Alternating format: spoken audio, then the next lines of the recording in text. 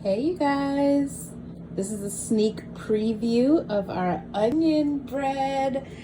I cooked it, well, dehydrated it all night. So this is the first time I'm checking it since I flipped it over. Oh my gosh. Oh my gosh. Oh my gosh. Oh my gosh. I think this might be a success. Oh my gosh. Finally, because I was so discouraged last night. And thank God for Ron, because when one of us is discouraged, the other one always lifts the other one up.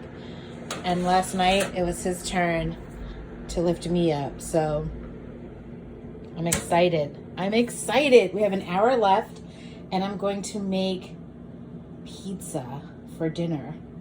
Pizza! I'm making my own sauce. And we're gonna put some black olives on there, some marinated mushrooms, and pineapple, bell pepper. So I took all the ingredients out now so that when we go to make the pizza, everything is room temperature. I'm so excited.